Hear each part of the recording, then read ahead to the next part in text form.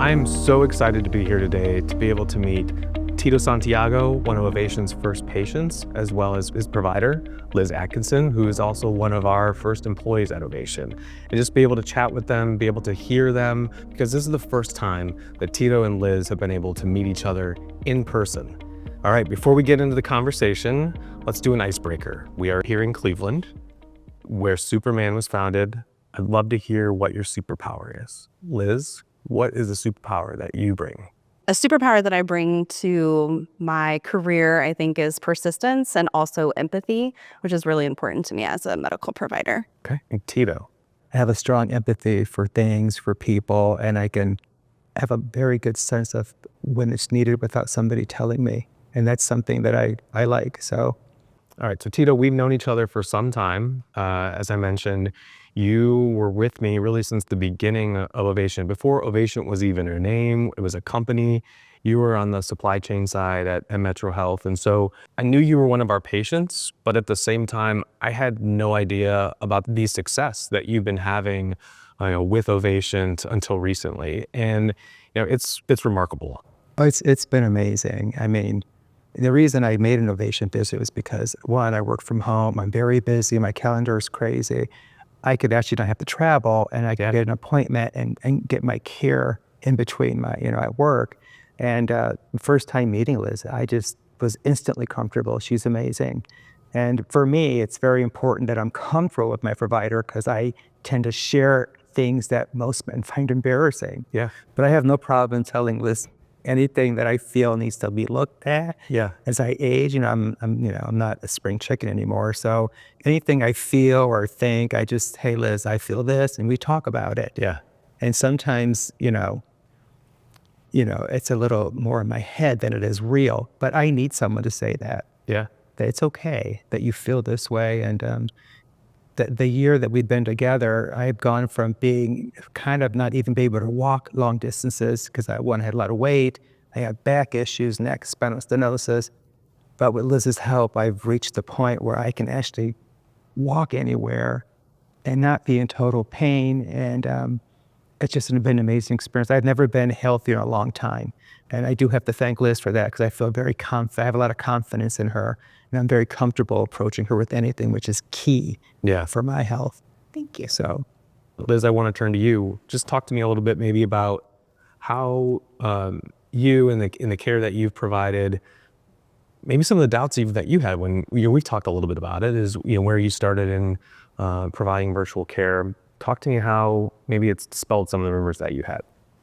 Yeah, so my background is emergency medicine and then internal medicine. In my previous job, we started doing virtual care during COVID, but it was really more of a hybrid position. My family and I were relocating from South Texas to Arkansas, and so I was looking for a remote role. And I saw Ovatient come up, and I was like, I've never really seen a virtual primary care role before. I've seen urgent care, but I'm more interested in developing that relationship with my patients, which is super important to me. So I applied to Ovatient, and after having conversations with you and our director of operations, I'm like, this sounds like a good fit for me. I was a little skeptical in the beginning about how is virtual primary care going to work, just because patients need labs and imaging, and how are we going to communicate with the hospital system? Yeah. But I think that's what sets Ovatient apart is we're integrated into that system. So I'm able to seamlessly send my patients for labs, radiology, referrals to specialists, and then get everything back into the Epic system so that I can, fully coordinate their care appropriately. And that's truly what sets Ovation apart to me.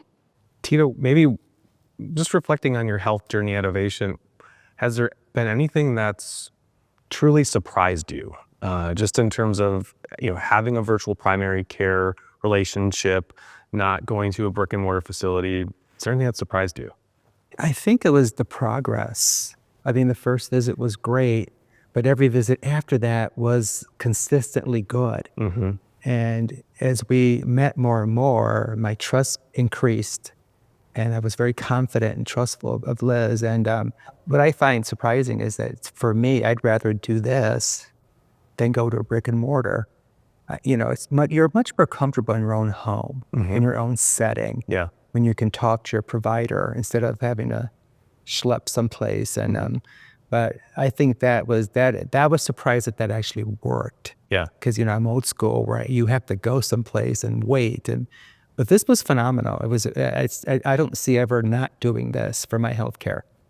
So Liz, let's talk a little bit about you and your personal and professional journey. Where did you grow up, and what drew you to healthcare? I grew up in Central Illinois, and what drew me to healthcare is in my high school, they had a health occupation program for certified nurses assistant. And so before I graduated, I actually became a nursing assistant. And then right after graduation, I started working in the emergency department. And during that time, I went straight into nursing school. So I got my associate's degree in nursing, decided to get my bachelor's. One night I was speaking to the ER doctor and he's like, Liz, you really should consider being a nurse practitioner. And we didn't have a lot in the ER at that time. So I did some research and I was like, oh, this sounds really cool. So became a nurse practitioner, started working in family medicine. And then just recently in 2023, I got my doctorate in nursing. What was it that drew you into that additional education, and what are you looking to do with it? Yeah, so I decided to pursue my terminal degree in nursing because I really wanted to be able to help the future nurses with education. That's what track I decided to take. So a passion of mine is education. And I've been fortunate that in Ovatient, I'm evolving into a role of helping onboard our new team members. So that's exciting for me. Going back almost a year now, why did you decide to come to Ovatient? Talked a little bit about, you're getting ready to make a move, but what ultimately drew you and then gave you that confidence to be able to say, this is the right move for me? So in my previous role for 5 years, I led a complex health clinic. So I took care of patients with congestive heart failure and chronic lung disease. And we did remote patient monitoring of those patients. COVID happened and my patients were very, very sick. And so just having them come out was too much of a risk. So we were able to start doing telemedicine, which was a first for us. And I kind of fell in love with that because the patients then when it was safe for them to come into the office again, they really did not prefer to do that. So I was looking for a role because I know where healthcare is moving is going to be telemedicine. Right. So that's what really drew me to Ovatient. And that's what I really love about it because you always worry. And I think that there's some myth out there that it's not as personal, but I almost feel like it's more personal. And I've been a proponent for that and advocating for that because, like Tito said, patients feel more comfortable in their own environment. And I do think that they open up more. So I felt more connected to my patients than I ever have in an office environment. I think building on that, what is the most rewarding and maybe you're alluding to as well that therapeutic relationship that the both of you have then. It needs to be both ways. You have to have that trust. You have to have that relationship with one another. So I guess just talk a little bit more about what you find really rewarding in the work. Yeah, as a provider, and something that I tell my patients, even though it might sound a little cheesy, is, you're the captain of your own ship. And so you're in charge of your body. You're in charge of your healthcare ultimately. My role really is just to help steer you. Yeah. And so it's really amazing when patients do take those takes the positive initiative. I can help you so much, but you have to help yourself. Yeah. And then seeing patients make progress, like I almost brought tears to my eyes just listening to Tito because I'm like, that's amazing. And just that relationship that you build with patients. In primary care, I had a patient, his wife was pregnant when I first started working at Ovatient. Since had a baby, he's with the baby. So I've seen this baby grow up during visits and he's showing me the baby. So it's like, you don't think about that personal relationship if you're just focused on the healthcare. But it's nice to have that time with patients where he's like, hey, Liz, nice to see you again. Look, my baby, now he's 9 months old because we've been doing this for so long. So that part is important to me. Yeah. I mean, when Liz told me about just the progress that you're making and that impact, I mean, I'm just going to tell you when I do cry. And so I definitely had some, shed some tears because I I think about that, and oftentimes when we had that interaction or relationship, it was oftentimes across a Teams meeting. Yeah. It's in that video setting, and we really don't know what's going on. So Yeah, that's somewhat of a cliche, but this relationship has changed my life. I went from someone who couldn't walk even a block, yeah, and now I spent an afternoon at Crocker Park yesterday just shopping and having fun, and the pain is almost gone, and just everything. I just feel so much better all around, and I'm very comfortable going. Before I have my next visit with Liz, I gotta make sure, did I do my homework? Am I doing what she said? So it's not just me doing what's right, but I want to make sure that I do right by Liz too, yeah. because her time is just as valuable as mine. So That's a testament to you too, though, Tito. So yeah. Well, let's go back then. So almost a year ago, what inspired you to have that first Ovation visit? I know you'd seen kind of the journey and alluded to it a little bit, but what really inspired you or made you take that first step? Because that sometimes is the hardest one. to be blunt, it was the difficulty of making an on-site visit. Yeah. And it was like months out, and I'm thinking, that's not good for me. So I went into Ovatient, made my first visit, and it was just amazing. I don't see myself going back to old school care unless I have to. But no, this is something I do treasure, the whole relationship. I haven't had a doctor-patient experience like that in almost 20, 30 years where I felt comfortable and felt that, yeah, you're my provider, but I also feel sort of like a kinship friendship at the same time, that I want to make sure that I please you, that I do what I'm supposed to do. Yeah. And I haven't felt that in a long time. And I can tell that Liz cares about me. Yeah. And other people, I'm just another number, and I can tell you care. Liz talked about you being the captain, and I kind of feel like she's your co-captain. And You're skipper. You live in here, you skipper. So, I think though that what you're describing is really though this model of shared decision making and being able to provide options, recommend the best option, but ultimately you get to decide. Yeah. So, Liz, can you talk about just how you incorporate shared decision making a little bit more? Yeah, I think it's super important to meet a patient where they are, because all of our patients, come from different backgrounds. They have different social factors affecting their health. So really that first time meeting a patient, I ask them, what are your healthcare goals? What are barriers to achieving these goals? And for a lot of patients, transportation is an issue, especially in the underserved community. Just being able to get to their doctor's office. So virtual care is perfect for them.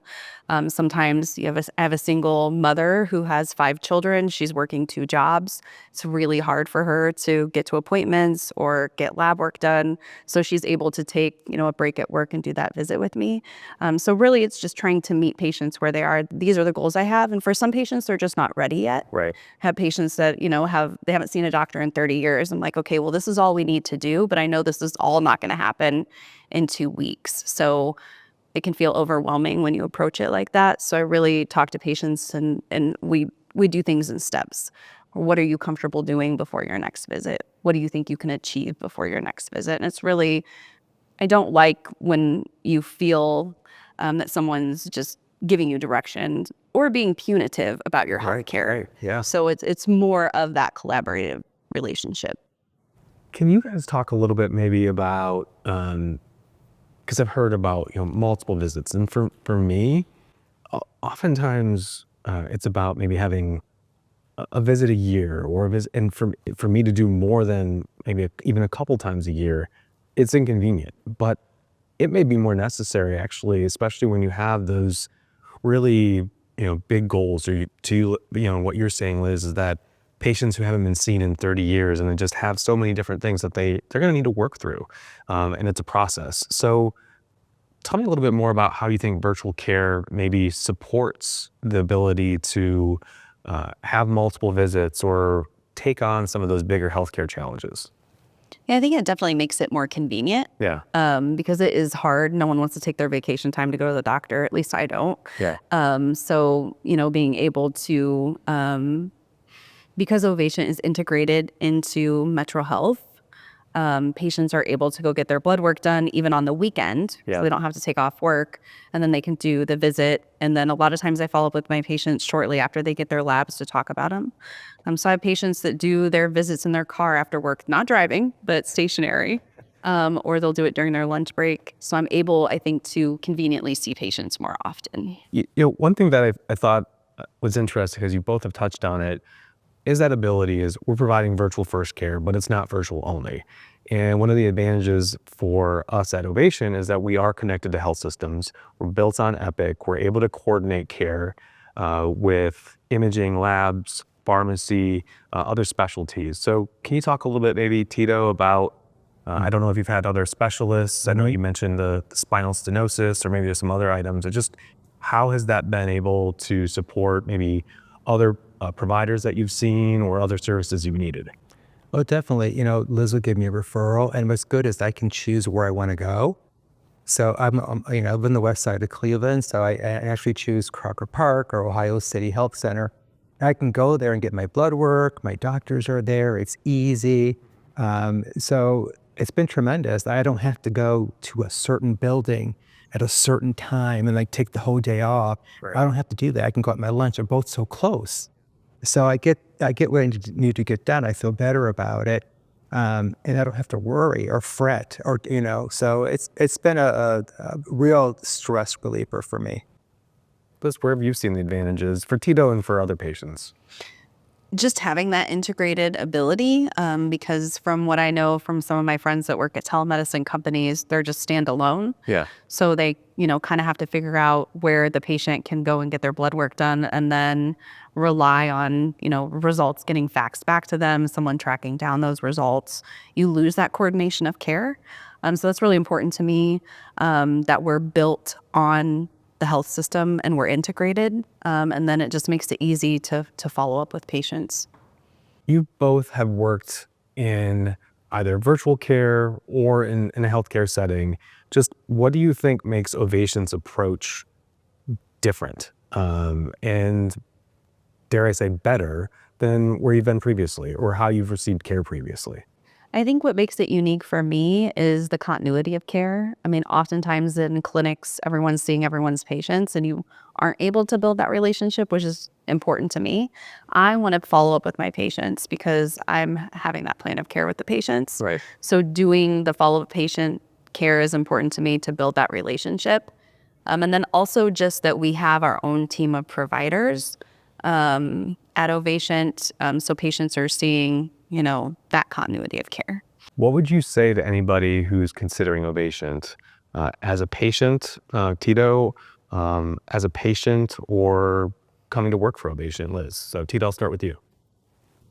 I would say give it a try. I mean, it took only one visit for me to say, this is great. This is the healthcare that I need for me. Yeah. And I think most people will feel that way. It's just so convenient in every way, making the appointments, seeing the results. I can send messages to Liz in between appointments, and she does respond to them. Yeah. So it's good to have that line of communication with your physician, your provider, that you don't get really these days. Mm-hmm. So that's comforting to me. And I would share that with whoever. I have recommended Ovation. In fact, I know some people who have had Ovation visits based on my conversation with them. Thank you, Tito. And they loved it. It was just, this is incredible. I go, you don't have to get dressed. It's just amazing. Sorry. Well, you have to be dressed. It's just, Well, you know what yeah. I mean, gussied up. You have to leave the house. You have to put on real clothes. So it's just the convenience aspect, and I think the quality of the program is amazing to me. It's outstanding. Liz, how about for you? For patients, I think, we have a great team of providers, both on the urgent care side, the primary care side, and integrated behavioral health. We really want to take care of the whole patient. So I think as a patient, you have the best providers. Maybe I'm a little biased, but I know our team. I know they all want to provide the best care to patients, and they're very empathetic providers. So, I mean, we have providers from all over the nation, and I think we have the best. And then I think, just to speak highly of our leadership team, we have leaders who really care about building something better and making something great for patients, that really take the feedback from the providers and really the whole team, and they take that feedback and they listen to us and try to make it better, which is different because I've worked at organizations before where you feel like you have this disconnect between leadership and you're just in an echo chamber and no one's listening to what you have to say. So that's important to me. And then kind of leads me to my next point, for people that want to come work for us. We are different. Yeah. We want to make something better. We care about patients. And we're virtual first, but we're not virtual only, which is, a great tagline, I think, that I want to tell everyone. Yeah. We have the ability to send patients to get the care that they need. I think just for the team that we've built, we started from day one is just, I've said, everybody's a leader, no matter what your role, what your position, we're all leaders, even for our patients. I think what you've said, Tito, you're a leader in your healthcare. You're here to be that captain and that you get to make those choices. At the same time, we're builders of Ovation. We just, 10 months ago when we're all coming together and launching, it was, all right, we brought it this far, but this is our company. This is our Ovatient to be able to build out that model, because it's kind of par baked is basically what we said. We've got a concept and now we're providing care. We built all this together and now we get to take care of phenomenal patients like Tito. And I just wanted to, it's really a testament to the both of you. So I just want to say thank you, Tito. Thank you, Liz. It has been an absolute just honor for me to be able to hear your stories, to hear kind of the impact that I think you've had for each other and for Ovatient, and hopefully for others. So just thank you very much. Thank you. It's been a pleasure.